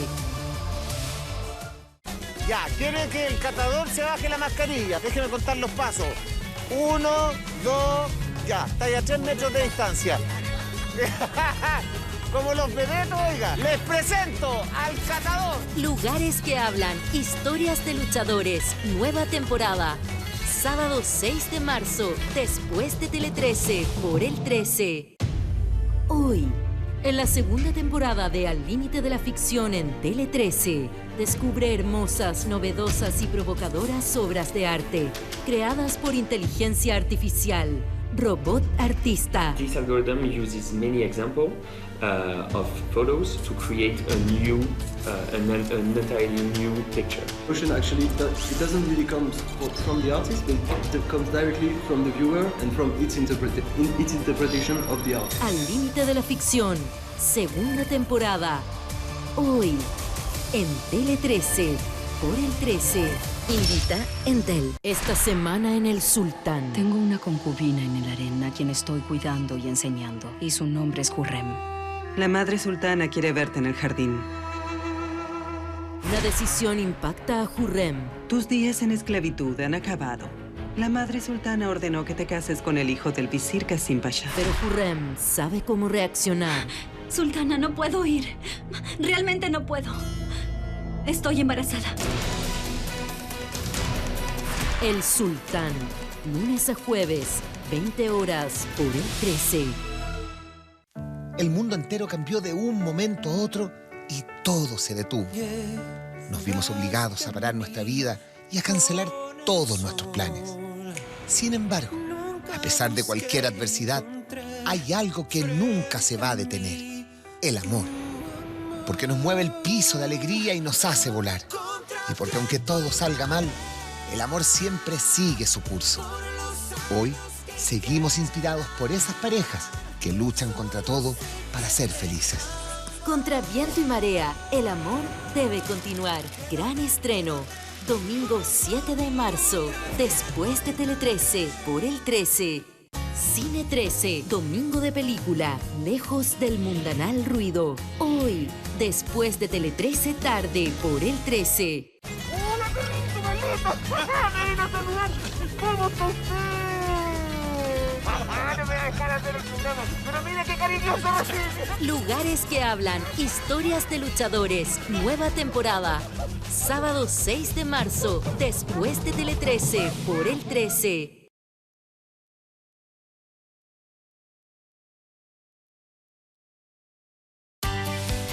Estás viendo Mesa Central. Cosas que ocurren en una campaña como la de Quiero ser constituyente. Aquí estamos con Francisco Reyes, Paulín Cantor, Paola Tapia y Silvia Eizaguirre. Pancho Reyes está cumpliendo la cuota de género en este panel. Así que por eso te pregunto de inmediato, Francisco, cosas que han ocurrido en esta campaña. El otro día me decían candidatos como ustedes, el domingo pasado, que les dicen: yo tengo que elegir, voy a votar por 7, porque en este distrito se eligen 7. Entonces voy a marcar 7 candidatos, así el voto se anula. ¿Les ha pasado cosas así? Bueno, muchísimo, muchísimo. Una de las labores que tenemos que hacer nosotros, los candidatos a constituyentes, candidatas a constituyentes, es educar justamente, e informar mucho. O sea, de las reuniones que tenemos, mis reuniones en territorio duran a veces 1 hora y media, 2 horas, son largas. Y bueno, y así se ha hecho toda la campaña. Y una parte muy importante es justamente la información, la educación respecto al proceso, respecto a qué es lo que es una constitución, respecto de cómo se va a participar en ella. Preguntas como ¿y qué te garantiza que lo que ahí se escriba después tenga realidad, etcétera, etcétera? Esas son dudas Son reales, dudas, sí, digamos. concretas. Y bueno, la gente, claro, pregunta a veces bueno, por cuántos candidatos puedo votar, ¿no es cierto? Porque además Se vota por uno solo, a propósito. somos 51, hay que votar por un solo candidato. Y además están, ¿no es cierto?, están los cupos de los pueblos originarios, que es otra papeleta, independiente aparte, que solamente vota ahí la gente que está inscrita en la CONADI como miembro de la comunidad indígena. Polín, ¿te ha pasado? Me ha pasado, he estado haciendo mucho puerta a puerta, harto volanteo y efectivamente lo que más pregunto, yo diría que me ha tocado acá en el Distrito 11, la gente está bastante informada y saben lo que hay que votar, ¿cierto?, el 11 de abril, pero muchos sí te preguntan por cuántos candidatos, así creen que tú puedes votar por un independiente y alguien de un partido. Entonces, ahí tú lo primero, obviamente, que le dices es que no, que tienen que votar solo por uno, pero lo que ha sido bien interesante... Una rayita por papeleta. Exactamente, una rayita, cuatro papeletas, ¿cierto? Pero solamente eliges un candidato en una persona en cada una. Pero lo que ha sido bien interesante, que me ha pasado en estas puerta a puerta, es uno que la gente en el 11 le ha llamado la atención que estemos haciendo puerta a puerta. Se han dado el tiempo, he tenido conversaciones de más de media hora con algunas personas pimponeando. Y hay una cosa que nosotros hemos puesto sobre la mesa, que es un Estado al servicio de las personas, que es el derecho a la buena administración pública. Y eso me han pedido mucho que lo explique. Y una forma que les ha hecho mucho sentido es a un clic de. Porque hoy día nosotros estamos a un clic, tú compras un pasaje. A un clic te compras la zapatilla. Y quieres hacer algo con el Estado y estás a miles de clics. Entonces, eso significa generar un nuevo Estado, que ese derecho es el que te va a permitir después cambiar la educación, la salud. Si no tenemos eso y no volvemos a gestionar bien el Estado, diría que eso ha sido algo que he rescatado. Y lo otro que ha sido muy relevante es, y que me tocó tal vez porque estuve en el IGI Vivir Sano, la colaboración público-privado. Cuando tú le explicas todas las trabas que me tocó a mí tener, de que me costaba hacer alianzas con el sector privado y perdíamos muchas oportunidades, como esto son las dos partes de un mismo círculo. Entonces diría que en eso me ha tocado mucho emprendedor que te dice, a ver, profundiza en esta colaboración público-privado. Y le queda de género, ¿para qué decir? Eso sí que la lleva. Sí, ¿eh? Paola, también, ¿tu experiencia? Sí, efectivamente, primero educando un poco, me piden como profe que les explique en qué consiste obviamente este proceso constitucional y especialmente a propósito de los temas de equidad de género me he encontrado con muchas mujeres que llevan adelante solas sus familias y yo creo que eso es lo que más rescataría de este proceso de conocimiento. ¿Por qué? Porque tiene que ver con pilares de las propuestas que hemos formulado como constituyentes relacionadas, por ejemplo, con la discapacidad. En grupos de 6, 8 personas, 2 mujeres a cargo de personas con discapacidad, adultas mayores o adultos mayores. ¿Qué sucede entonces? Nos dicen, yo como mujer nunca me he podido desarrollar. No he tenido autonomía económica, no he podido desarrollar mi peluquería, lo había hecho esperando 35 años que tiene mi hija y ahora viene el estallido y viene la pandemia. Por lo tanto, la mirada de mujer que uno siempre teoriza sobre ella, verla en la práctica con esos rostros, te lleva también a la ciudad justa. El otro día estuve en el cerro, por ejemplo, Monjas, donde hay que subir una tremenda escalera para llegar donde vive una mujer de 90 años, que se cayó y se quinzó el pie. Y su hija la tiene que bajar y subir y dedicarle la vida. ¿Quién remunera ese trabajo? Esas son las cosas que debemos conversar en la Constitución y ahí le poníamos rostro a la evidente necesidad de remunerar esos trabajos de cuidado y muy importante también mencionar en Viña del Mar nuevamente Kimberly ha sido víctima de un nuevo femicidio. La violencia también está muy presente, no solo en las poblaciones, en distintos lugares y por lo tanto también esa es una prioridad que han planteado las personas en el territorio. Son temas que salen en la conversación. Absolutamente. ¿En tu caso, Silvia? Yo vengo ahora llegando de la feria María Celeste en Ñuñoa, fui con 2 candidatas a concejales extraordinarias, Karin y Jocelyn. Y mira, 3 cosas. Primero, la gente no sabe que hay elecciones el 11 de abril. Mucha gente me decía, ¿pero de qué elección, señorita? ¿De qué elección? Y ahí había que explicarle, bueno, vamos a elegir alcalde, vamos a elegir concejales, pero vamos a elegir 2 cargos que son súper relevantes. Gobernador, que por primera vez vamos a elegir nuestros gobernadores, y los constituyentes. ¿Y qué son ellos? Y ahí les explico que son los que van a redactar la nueva constitución y no saben. El segundo tema que me ha llamado mucho la atención es que cuando empezamos a hablar, bueno, ustedes van a redactar la constitución, ¿y usted qué le gustaría? Te empiezan a hablar de sus problemas cotidianos y ellos me piden, en el fondo, que yo pueda solucionárselos en la Constitución.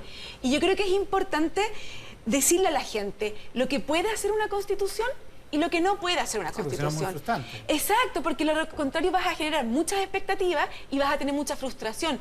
Y para que la persona, su problema cotidiano pueda ser solucionado, por ejemplo, una mejor atención en salud, el colegio, los jardines infantiles, etcétera, para que tengan una respuesta eficiente en esas materias, necesitamos reformular el Estado, necesitamos una democracia más profunda, necesitamos nuevas instituciones del Estado más fuertes, y para eso, esos cambios no son de un día para otro. Entonces yo creo que es importante decirle a la gente lo que puede hacer una constitución y lo que no puede hacer y cuánto va a demorar, porque lo contrario estamos creando expectativas que se van a ver frustradas en poco tiempo y eso me preocupa. Ya, tenemos una última ronda de 30 segundos para cada uno.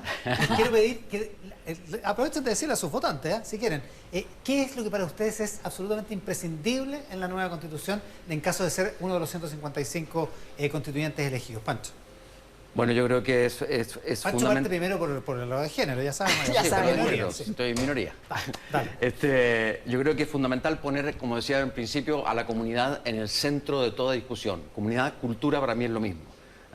Creo que es importantísimo la definición de un nuevo Estado garante, solidario y de democracia participativa. Son 5 aspectos, los digo rapidito.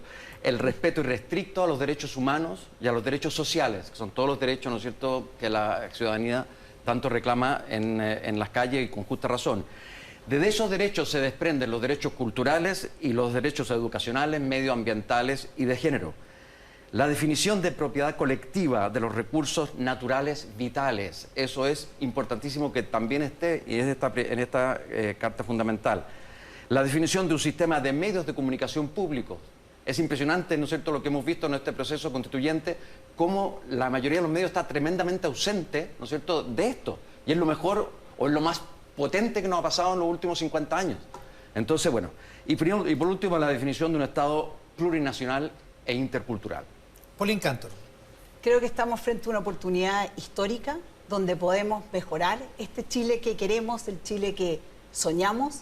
Queremos mantener las cosas que hemos hecho bien, porque hemos hecho muchas cosas bien, y queremos modernizarnos para ser un país de verdad del siglo XXI, donde todos tengan las mismas oportunidades. Así que quiero que confíen en mí, que me acompañen en esto y que voten Cantor el 11 de abril. Paola Tapia. Bueno, decirles que recorriendo el territorio, como mencionábamos, hemos construido algunos de los pilares fundamentales. En primer lugar, muy importante, las garantías sociales.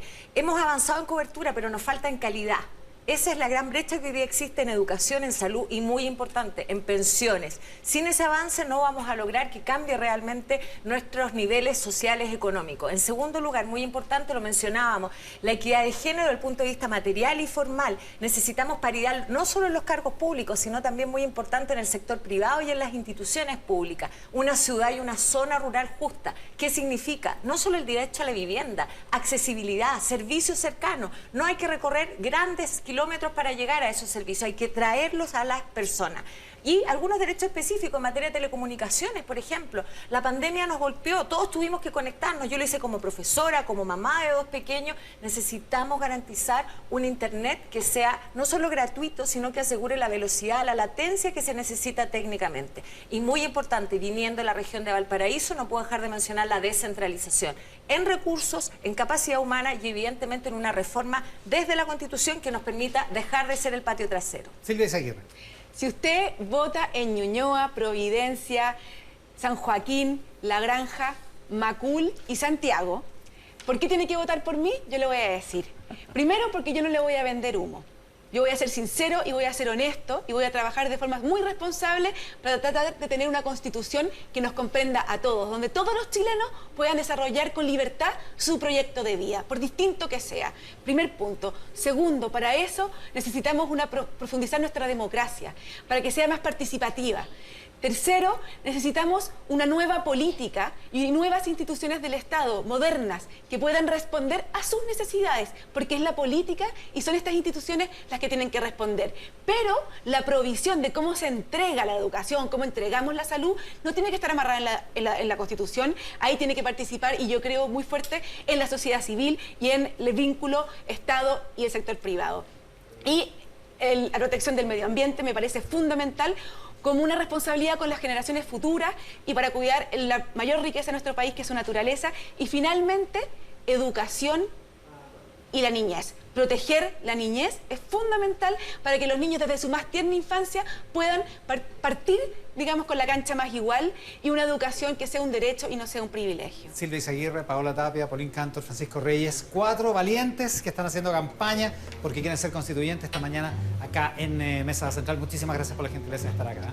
Gracias. Gracias. Nosotros nos vamos a despedir. Viene Tele 13 Tarde con Natalia López, por supuesto, con toda la información y todas las noticias. Ha sido una jornada impecable la de hoy en Mesa Central, en transmisión simultánea con Tele 13 Radio. Nos despedimos. Sigan en la pantalla del 13. Muchas gracias por estar ahí.